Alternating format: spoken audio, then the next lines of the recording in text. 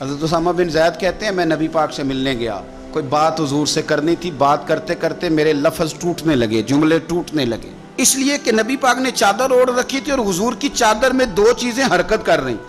میری توجہ ادھر چلی گئی، تو جب میرے جملے ٹوٹنے لگے تو حضور مسکرائے، فرمایا نہیں نہ سمجھ آ رہی، میں بھی ان سے بڑی دیر سے کہہ رہا ہوں کہ باہر نکل آؤ، بڑی دیر سے کہہ رہا ہوں، بڑی دیر سے نکل نہیں رہے۔ کہتے ہیں یہ لفظ کہتے کہتے حضور نے چادر مبارک کھولی، ایک بغل مبارک سے امام حسین نکلے، دوسرے سے امام حسن نکلا ہے۔ یہ اعزاز ہے، وہ تو رحمتوں کے سمندر میں رہتے تھے،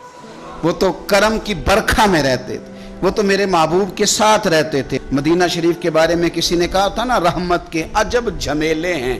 کیونکہ حسنین یہاں پر کھیلے، کیونکہ حسنین یہاں پر۔ حضور کی اولاد کا حق کبھی نہ بھولنا، استاد کے بچے کا جو ادب نہ کرے تو وہ بندہ سیانا، شیخ کی اولاد کا جو ادب نہ کرے تو وہ بندہ سیانا۔ حضرت شیخ اکبر محی الدین ابن عربی فرمایا کرتے تھے جہاں تیرے شیخ کا بیٹا بھی بیٹھ جائے وہاں بھی نہ بیٹھا کر، یہ بھی سوء ادب ہے، وہاں بھی نہ بیٹھا کر، اس لیے کہ یہ ادب کا تقاضا ہے۔ اگر پیر کے پتر کا یہ ادب ہے، استاد کے پتر کا یہ ادب ہے، تو بتا محمد عربی کے پتر کا کیا ادب ہے، رسول اللہ کی اولاد کا پھر کیا ادب ہے۔ اس کو اچھی طرح اپنے ذہن میں بٹھائیں۔ اللہ تعالیٰ کی بارگاہ میں دعا ہے اللہ ہماری اولادوں کو بھی حضور کی اولاد کی غلامی عطا فرمائے۔